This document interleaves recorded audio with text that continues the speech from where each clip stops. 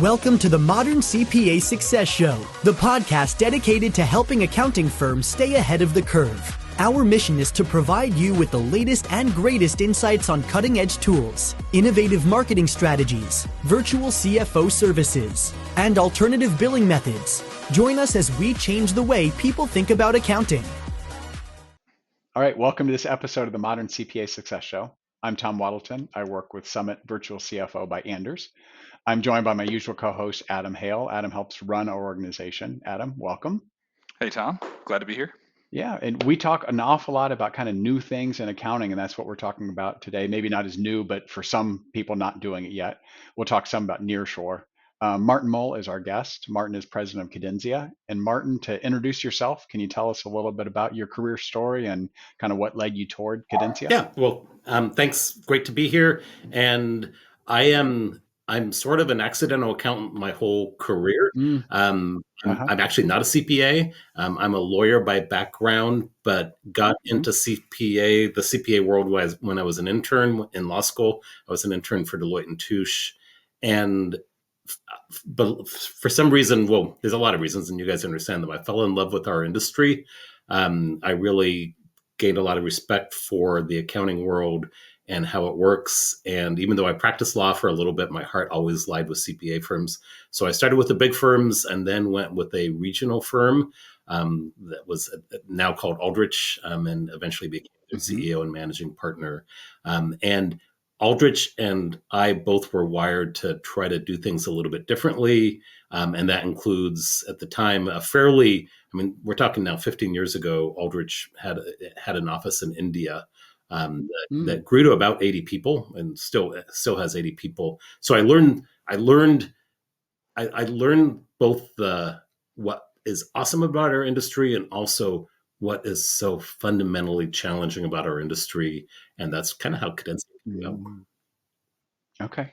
Interesting. Yeah, and so Martin, you and we met in Toronto a couple years ago with one of your partners from Breakaway there, and Jody was there, I remember, and we had a good time. And yeah, you definitely, I don't get accounting CPA vibes from you at all. So that's true, and it is pretty cool that you were able to kind of rise to managing partner of a firm, with that background. So that says a lot for sure. And then I think it was probably about a year later or so, I saw that you had a post, and we have been doing offshoring for quite some time. So with different varies of success, like sometimes it works out well, sometimes it doesn't.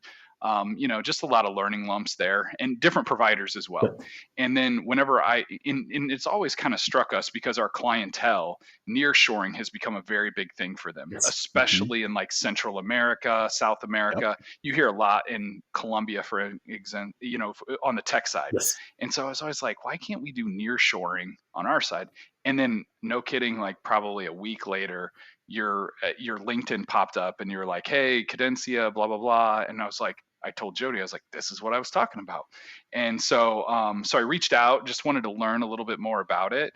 And it was everything that that we were kind of thinking of, the cultural differences being, the cultural piece being a little bit more aligned, being on, and obviously the time zones are a huge thing. But what made you pick, because the whole team's in Guadalajara. So what kind of made you think about that location and all that stuff, considering your background was more on, working with teams in India? So great question. And yes, we were finding the same thing. We were seeing more nearshore, and we're on the West Coast, and you see a lot in Central America, a lot in South America, and now of course it's completely changed. But once we realized we wanted to go nearshore, really for all the reasons you mentioned, Adam, time zone for one, cultural assimilation, just a direct flight, right? I mean, there's we honed in on Mexico, and honestly, I wanted to go to the Baja, and because but we did a lot of due diligence and looked around, and we chose Guadalajara because, and it's for those of you who don't know Mexico, and honestly, I didn't. Before that, Guadalajara is in central Mexico. It is north of Mexico City. So you're kind of in the central part of Mexico. You have Monterrey, then Guadalajara, then Mexico City. And we chose Guadalajara because it's highly educated. So there were 7 major universities. There were 4 privates and three publics. So there's a big pool of talented individuals working there. We also chose it because it's not what I would say a dollarized economy. So people don't go to Guadalajara and go do jet skiing or parasailing or things like that.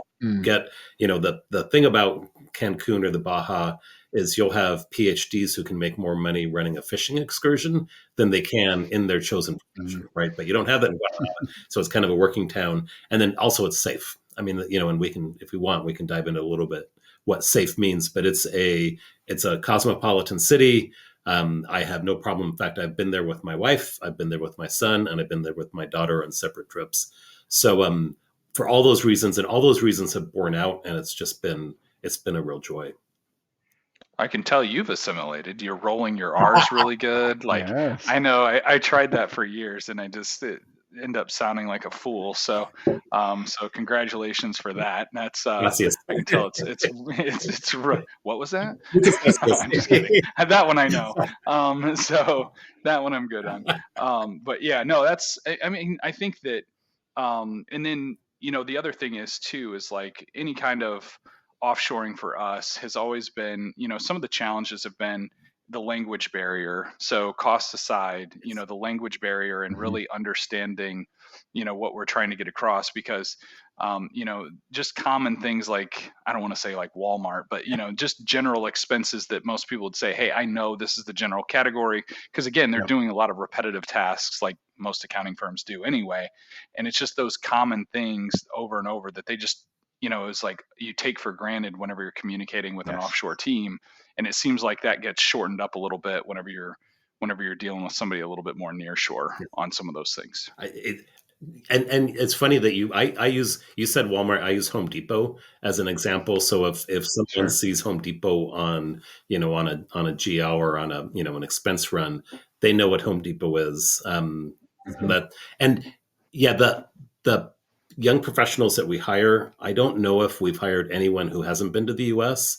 It's funny, and you guys can probably guess where they've been. They've all been to Disneyland. They've all been to and a lot of them have been to Dallas to see football because Dallas is such an easy hub from Guadalajara. So it does make it easier to assimilate into a firm. Elevate your firm with a virtual CFO playbook, how to land $60,000 per year clients and provide a killer client experience. This comprehensive online series of modules provides you with the essential tools to create and deliver scalable VCFO services. Developed from Summit's successful approach, which propelled them from $500,000 to over $10 million in revenue in 10 years. This playbook will equip you with the skills to take your firm to the next level. Additionally, upon completion, you can receive 24 hours of CPE credit for the course. Ready to grow your firm? Enroll now at vcfoplaybook.summitcpa.net. Some of the things that kind of attract us to, and I know you addressed this pretty early on. So just full disclosure, we have one team member currently looking to get a few more. We did not take your advice, which we should have, and we should have hired in groups of like at least 3 or 4 people in order for them to kind of have their own kind of communal experience working with our team. So just by happenstance, we only ended up hiring one person, but again, looking to hire others. But one thing that I think you called out right away in terms of some of the differences that I think is interesting is that, in India, whenever we go over there, we're like, hey, we want somebody that knows QBO, Bill.com, so we start naming off this tech stack. Because they've at least been westernized from a tool perspective. There's a lot of people over in India that at least on the surface say they have experience with that or they've had some exposure. But then whenever we go near shore, like specifically in Mexico, what we found is like there's not really a whole lot of exposure to things like QuickBooks and Bill.com and those kind of things. So, I mean, I can share our experience, but kind of what do you tell people whenever, because that gives people a little bit of pause at first, like, wait a minute, they're not used to doing QBO every day or Bill.com. Yes, absolutely. And that was honestly probably one of the bigger surprises to us, in that I'm going to make a big, broad generalization that is pretty accurate. Mexico is still a mainframe economy. So they're very adept at computer systems, but it's much more, F3 sort of things and not cloud-based.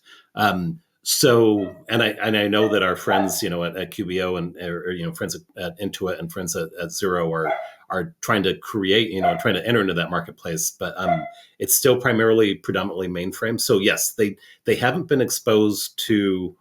There's not a pool of talent that I can go, because there aren't 20 Cadencias in Guadalajara and we're not competing for each other. So what I'll tell people is, yes, so yep, I can't give you someone who's got 3 years experience.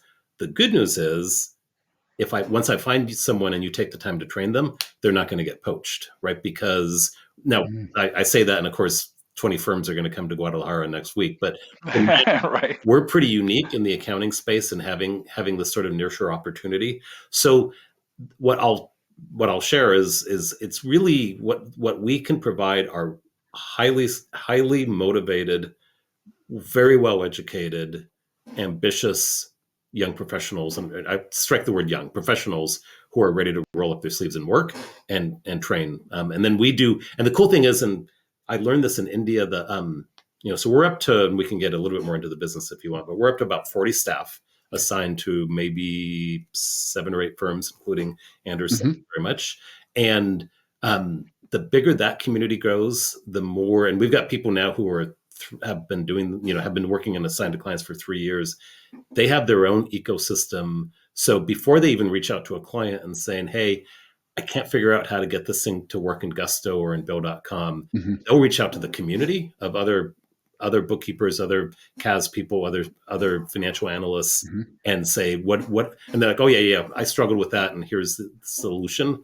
So that's we kind of we like to provide the best of both worlds. So we want, like, including your person, we want them to ride for the brand, right? We want them to be showing up wearing your company t-shirt. Like, I know that you're bringing your person to your annual meeting, a retreat. Retreat, right? So we want them to show up wearing your t-shirt, your hat. We want them to know, who the local sports team is. We have a lot of clients who will have them show up on their Monday morning huddles. We have clients who have signed their team members to, the culture committee or the values committee, so that they really are integrated to the firm. And at the same time, we're providing our own community in Mexico that they, can bond with and learn from and grow together. So you kind of get the, to me, it's a 2x power, in that you're getting the power of your own firm plus the power of the group that we have in Mexico. And as long as I have really amazing clients, as long as Cadencia does, so our firms, we only want great firms, right? We want firms who, like Anders, who treat their people with dignity, who aren't just looking for a warm body, who have core values, who want to train and develop. So as long as I've got that stateside, I'm going to do the same thing in Mexico, and it's just kind of a multiplier effect. That's a really long-winded answer to a short question. I love the community that you built. When you talk to prospects or think of prospects, what are you leading with from, hey, if you look at your whole practice, here are the kind of things that we think are the best ones for you to consider having a nearshore team do, versus what you might say, keep these things inside your firm? Love that question. I really say anything that you can do remotely. So if you've got someone in Des Moines doing something, you can have someone in Guadalajara doing the same thing. And we really stress, yes, it is a lower cost option. Not as low cost as India, but it is a lower, the cost of living is lower in Guadalajara, and certainly we lever that. But I really stress an hour in Mexico should be worth an hour in Des Moines. Now, it might not be worth the same as your office, your staff who are local, because firms are still learning to deal with remote. Although Summit, of course, you already did that. So we talk really a lot with our team in Mexico. There should be no hour discount, right? It should be. So we really lead with that good people are good people. And I talk a lot about, there's a study, and it's funny, I was just talking to my business partner, Kristen, about this. There's a study that talks about engaged employees, inspired employees, and employees who are just phoning it in. And engaged employees are worth 2.5 employees who are just phoning it in. In other words, so one inspired employee who loves what they're doing can produce the same as more than 2 just average employees. So my challenge to the team in Mexico is you better be inspired, right? It's like I want our clients to say the cost is almost irrelevant because I'm getting, these are super employees. That's a little bit. Yeah, I mean, that's an interesting concept too, because whenever we were looking at it, I would say that on average, most of the team members in India run about, of the baseline accountant salary, they run about a third.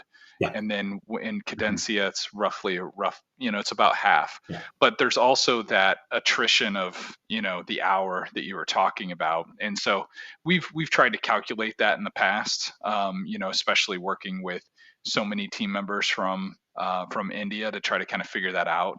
And it usually ends up being about double what their base cost is whenever we look at really their, I don't want to say realization, but whenever we look at like their effectiveness on an engagement, it's usually, it goes from being, 20% to, or it goes from being a third to about 2/3 pretty quick because, just because some of the inefficiencies that are in there. But I think the other difference is that, and again, this might not be a fair statement for the firms in India because I know they have some higher level people and we have some really good team members from India that do a tremendous job. But the way we've always kind of looked at offshoring was like there's this chunk of work that really nobody wants to do on the team, right? It's recurring, it's repetitive in nature. Anything that's repetitive, give it to them. Eventually we're going to automate it. It's going to go away. Like, why build out this team? Why build out this resource? Let's force ourselves into some processes and give it to them. I think what was pretty unique right out of the gate in talking with you is it's like, no, you're hiring an accountant. New Mexico or Mexico, it doesn't really matter. Like, this person wants to elevate within your firm. And so, the time that you invest with them isn't necessarily just like training them on the task to just do that over and over for the next 2 or 3 years, but you're training them just like you would your onshore team, and they can kind of progress and move up within the organization. That perspective was just kind of, I think, unique and different for us on how we approach that work. Thank you for that tagline. I'm going to steal that from you, Adam. New Mexico or Mexico, it doesn't matter. That's much better than Des Moines. So I don't know why I didn't think about that. And then, I'm really glad that you captured that. You captured it well. I couldn't have said it better. And that's exactly what our model is. It's different in that these really are careers. And now that we are, this post-COVID society where people are learning to deal with remote, why not take advantage of this? And we do. So to that end, and I think this, Adam, and your team will meet him in a couple of weeks. But one of our first hires was an employee experience professional, and he's actually a professor of accounting in one of the Jesuit universities, a university called Atezo in Guadalajara. So he, along with being a full adjunct accounting professor, he's full time with Cadencia, and he spends time with our team on a daily basis, talking about, career development, growth, asking, because I know it's an overused word, but just critical thinking is just a rare commodity in our industry. As technology has made things easier and easier, it's harder to get staff people to think critically. And so that's my goal on behalf of Anders, because it's hard for you to train. Those are the things that you really need to have boots on the ground, right? So Jesus on a weekly basis is leading skills training, critical thinking training, along with, how to get QBO certified and Zero certified. So that's we're not, in fact, I just had a request from someone who's a buddy of mine saying, look, I've got 3 months worth of sales tax data that just needs to be input. Is this something that Cadencia can do? And I'm like, I don't have anyone, that's not what our model is. Mm-hmm. Right. I mean, they can do that function as part of a broader function like any other team member would be, but yeah. Exactly. And I think that approach is, like I said, for us was a little bit different in that, I would say that our experience working with our team member was at first the team's like, oh, wait a minute, she doesn't have the technical training on the software. And so they're like, oh, there's a little bit of this like learning curve and we got to go really slow. But our experience from a cultural perspective, working with teams in India, is they're very quick to say, yep, got it. Yep, yep, yep. And they don't really have it, and so Mhm. you kind of like build this process and you're just showing them how to do this one thing. And it's not that they can't think critically. I'm not saying that. I'm just saying, like, by design of how we're interacting with them and how we're like kind of told to interact with them and the tasks that we're giving them, we're not really tasking them with that kind of behavior to begin with. And then what we found is, like, working with our Cadencia person, is that critical thinking piece. And like you said, she's very well educated, smart person.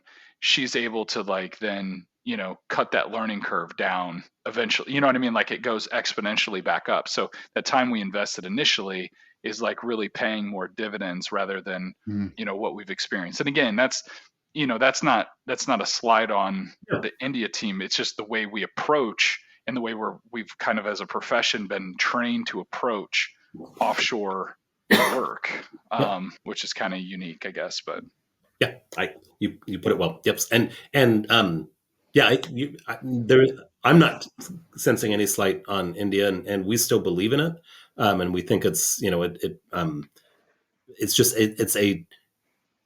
it's just another alternative for firms out there, who are desperately looking for alternatives. Yeah. And how would you answer? I think a lot of our listeners are from smaller firms. So say it's a 10 to 15 person firm and they've not done any kind of outsourcing, offshoring at all. Almost all of them are having challenges finding people, though. That's it. The war on talent, it's really difficult finding people. As people approach you, what would you usually tell them from well, here's what I can offer? And I'm thinking also of Adam saying we didn't completely listen to your guidance of having more than one person. But if I'm saying, okay, I want to grow by maybe two or three people but can't find them, what would you say? Here's how you should think through doing that where you place people. Yeah, we try. We want to be, and I'm gonna say a SaaS play, right? So Mhm. we want to not only provide the staff people, but we want to provide the consulting as a, not for charge, but to the best practices, right? So Uh-huh. that happens in a couple of ways. One is, here's this community of amazing firms, and we do have, and you guys know some of these firms. They're part of this kind of universe that we all travel in. We do have some firms that have 4 or 5 people, and they have just hired one person in Guadalajara. Mhm. So we start with, here's this amazing universe of clients, of other firms. This goes back to my, when I first shared about how I fell in love with the accounting industry. One of the things Mhm. that really struck me way back then when I first started in public accounting, and hasn't changed, is how accountants really support each other. I think Mhm. that's unique in our industry. As a lawyer, I don't see law firms doing the same thing, right? And so, and if a firm owner ends up with, and Adam's aware of this one, if a firm owner ends up with an illness and realizes that he can't work in the firm the same way, the account committee just gathers around and says, okay, we're going to help you out. And this person happens to have a team member in Guadalajara. So accountants by nature do that. So here's a community of firms who have already done this, and they're willing to help you. That's number one. Number two is, we're going to be there every step of the way and help you understand. Yep, they don't understand QBO. Let's get them certified. They don't understand, Mhm. and then the other thing is just it's worth taking the step. And so we work with them. Ideally, if they can, and we make this as easy as possible, get on a plane and come to Guadalajara and meet your Mhm. team once you've hired them, spend a week or two. The investment, the ROI I've seen on that and firms that do that is huge, because you establish that bond. In fact, we're going, we have our first Cadencia baby, someone who had a baby while she was a staff person at Cadencia. We're Mhm. going to go to the christening in a small town outside of Guadalajara. We're going to come Oh. early, go to the christening. So you get to know your team that way, right? You Mhm. might meet their parents, you might meet their spouse, and then it really feels like it just happens to be someone that's down the hall. So that and we encourage that all along the way, and then we check in with the firm on a regular basis. Okay, how can we help? Jesus, will be like, okay, is there an area that they need work on? Should we strengthen skills, and just really support it? Because what's interesting, kind of go more globally for these smaller firms, the reason I think it's an imperative is if you look at the top third of the US economy, roughly 27% of their workforce is offshore, right? So whether that's Hewlett Packard or Disney or Walmart, that's the kind of numbers we're talking about. If you go below that, it's like 3%. So messaging to these small firms is, why aren't you taking advantage of the same cost benefit as your bigger competitors are? And, like Deloitte is very, very open in, they have 80,000 people in India and they plan to double that within 5 years.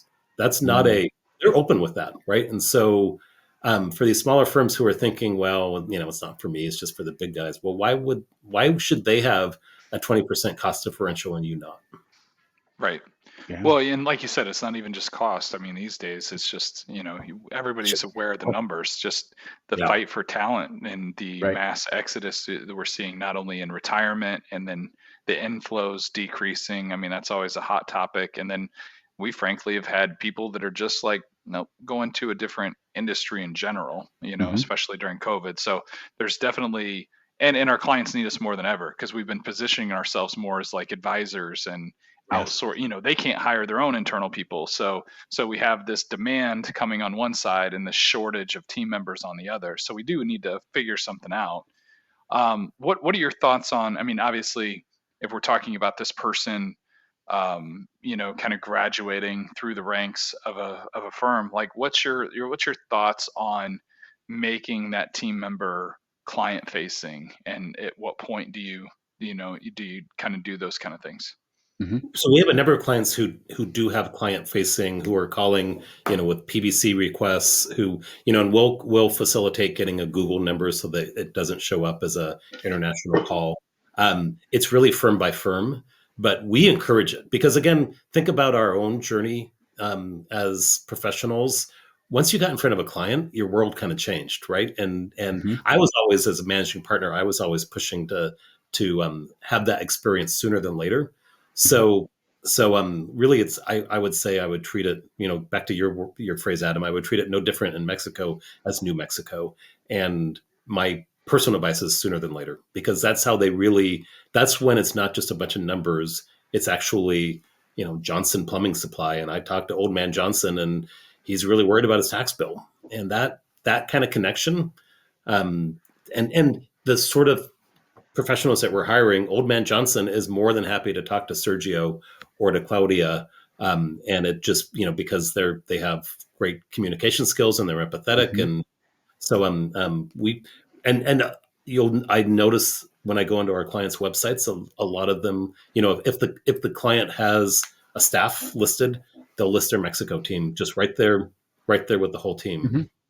Yeah, sure. We're pretty transparent that way. I mean, like you said, the team retreat, the the website, those kind of things. It's just for us, not saying like at the accounting level they don't have a whole lot of interaction, but to your point, it's like once they graduate into definitely like senior accountant role, they need to be able to get in front of the client and have those conversations. So I know, like, in terms of English, what kind of things do you do there to ensure that the team is very fluent in English and those kind of things? Yeah, great question. So we have an English speaking office, right? So they all speak English during the work hours. Now, if they want to talk about Chivas, which is the local football team, they're gonna speak in Spanish, and I don't blame them. And we have we've brought in English coaches, that work on, and it's interesting because it's honestly more, now I'm learning, because, we talked about Spanish, I'm trying to speak Spanish, and the whole putting the it's flipped. So I so understand more what I think of as, it's bad English. No, it's just good Spanish. So I've had a little bit more sympathy for them, but it really hasn't been a challenge. It's actually not difficult to find fluent English speakers, and communicators. And So it's now we do have some firms who have already said, okay, well, once they get that, to your point, Adam, that they hire someone and and after a couple of years now they're client facing and they're managing a team, they may hire a bookkeeper in Guadalajara who doesn't speak English and works directly for that person, Sure. because that's one of the joys is, as doesn't matter whether that's Mexico or India or wherever. Once your team gets established, then they start doing their own training and hiring, and then that's when it's really cooking with gas. Yeah. Martin, when things don't go well, so when things fall off the rails, I assume there's some really common things where you're going back and saying, well, I can predict it's going to be maybe these couple things if you're saying it didn't go well. Is that true? Yes. Number one, and I would say this has nothing to do with Mexico, it's just using an offshore and nearshore team. Accepting the fact that that if your person, it's this funny thing, if your person offshore makes a mistake, you're like, see, I told you it wasn't going to work. If the person down the hall makes a mistake, you're like, okay, so having the same understanding that it is a learning curve. I mean, like Adam said, the reason people are dropping out of accounting is it's a hard industry. That those first 5 years where you have to learn the software and the law and the accounting and the client service and there's a lot all at once, and then then it becomes easier. So expecting and understanding that gap is going to happen. And then the other one is the not bringing your team member into, to me, in my humble opinion, into the whole client context. Again, going back to Johnson Plumbing Supply, if you just say, hey, look, here's a bunch of bank recs, and I don't think you get as good a work product out of them as if you say, let me tell you about this client. Let me tell you about their struggles. Let me tell you why they're such a mess. Because old man Johnson has never seen a computer in his life. So he's going to give you the proverbial shoebox. So just that. And then honestly, let's face it, we've had mismatches in terms of hiring that just is part of human capital as opposed to software. Yeah, but part of the hiring, you encourage people to interview the person they're going to work with, right? You're not just getting placed a person. You're trying to do that up front. We want you to feel like you're hiring someone, just down the hall. So yeah, we screen. We're really rigorous. It's interesting. You can be more rigorous in Mexico. We'll actually go to the houses of the people who we're hiring and just make sure that they've got if they're going to work remotely, that they've got a secure place to work from. They're not, in a dining room with a bunch of cousins running around. So we're able to do all of that. So by the time you meet with the client, they've been vetted. We've done all the background checks, so you can feel comfortable. You're just really looking for fit.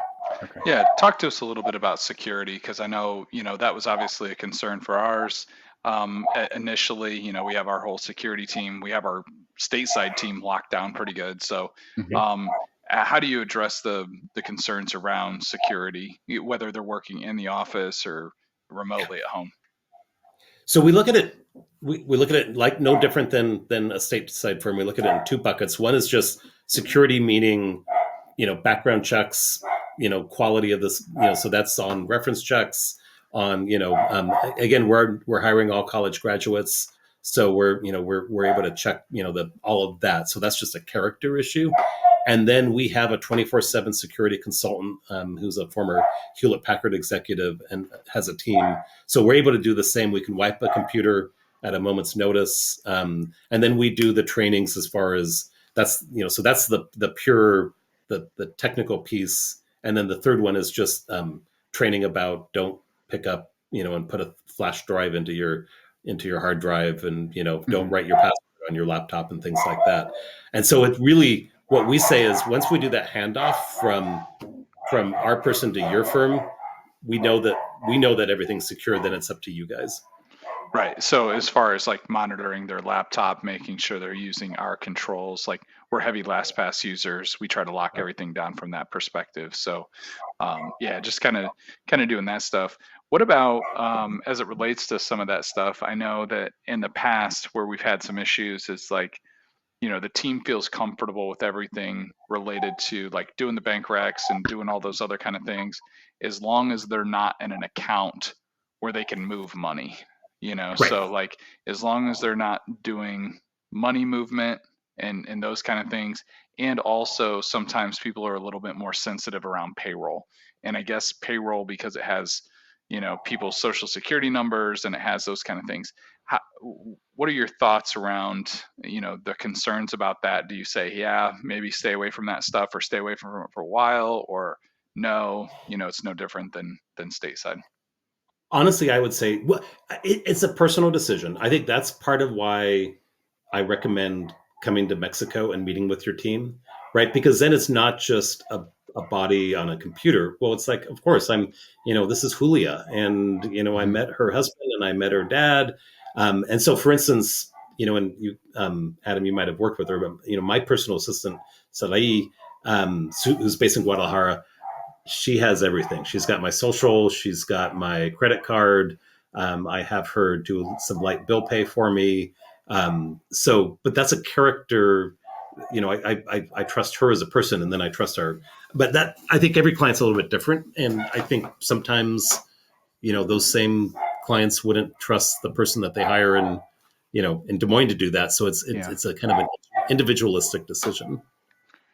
Yeah. Is there anything, and I should probably know this because I know I had to kind of vet this out, but I mean, is there anything, so for instance, we carry insurance that if anybody, fortunately this has never happened, like takes Mhm. money from one of our clients, we have like a insurance piece. Is that on us, or is there something else on your back end that you have to carry to support the contractor? How does that work? So we carry cyber, which is, I think, the bigger risk, and then we do carry for whatever that is, dishonest acts. Okay. We don't carry professional liability, and that's intentional because we're not doing the work itself. We're not warranting the work. Yeah. Right. So, but that one makes sense. Yeah. No, I think that's, I mean, again, those are, sometimes those are the concerns. And then what about in terms of best practices, just in terms of onboarding? Because what we've always been told is like it makes sense to have a liaison on one side and a liaison on the other in order to make sure that things are, cohesive and going well. So Mhm. how do you guys address that? So we have a kind of a guide for clients, and here's the things that you should do. But the best thing, right, is to have that liaison, have that person that is kind of their buddy, and then to work as hard as you can to integrate them into your firm, right? If they feel like they're I'll just use the phrase again, if they're writing for the brand, it's like, Mhm. and once in a while, when I'm in Mexico and I'm just wandering down the hall, I'll just say, well, tell me about Andrew's core values, right? It's like, and it's kind of fun. A lot, you'll be, in fact, you might ask your team member if if that's part of Mhm. your onboard. I would hope that she does, because we really want her to feel like she's part of your firm, and that's where you're gonna. That goes back to the value of an inspired employee, because then she's not just putting numbers in a form; she's actually working for the greater good of where Anders wants to go. And I know that Anders has big ambitions, and so we want her to feel that way. Yeah, to me, that's probably the biggest difference I'm hearing from other offshoring kind of things is the idea that it's really just an extension of your team, and you could look at it as another remote team member that people would have, and that really makes a lot of sense. This has been fantastic. So, Martin, if people are saying, "Okay, I'd like to take that first step," what would you suggest people do to get in touch with Cadencia, and a little bit about what that process would look like if they wanted to engage you? You said it. You said it well. Just reach out to us, Hmm. and we've got a process that we have some frequently asked questions Hmm. and a kind of a video that explains what we're up to. And then really the best thing to do is meet a few of the we meet our. It's one thing to talk to me, Hmm. but like you said, Adam, I'm the executive, right? It's like talk to Sophia, talk to Jesus, talk to Gina, our recruiter, and once you meet the team, and you're like, it's pretty easy for them to say, "Oh, I want someone like that." It's like, well, that's, yeah, exactly. Those are the sort of people that we're hiring. Yeah, yeah, that makes an awful lot of sense for that. Well, I hope that people will. Adam, any final thoughts? before we let Martin go? And Yeah, I mean, we can just pick up? overall, I mean, obviously the world's getting a lot smaller, and Mhm. there is a competition for talent. So I think that nearshoring I mean, it's been here for a while. I think it's going to get bigger, and Martin, we appreciate people like you kind of helping to lead the charge and create a place where we can tap into some folks in Mexico. Awesome. Well, you guys know, or Adam, I love this industry, and this really is you know, this is mission driven for me, because I believe in these small accounting firms. I have no idea what's going on outside. I hope that's not too loud. We got somebody to edit that out. Don't worry about Yeah. it. Martin, thank you very much. This has really been valuable. Awesome. Thanks. All right. It's my pleasure. Yeah, take care. Enjoy this podcast? Visit our website, summitcpa.net, to get more tips and strategy for achieving modern CPA firm success. We're here to be a resource in this ever-changing industry.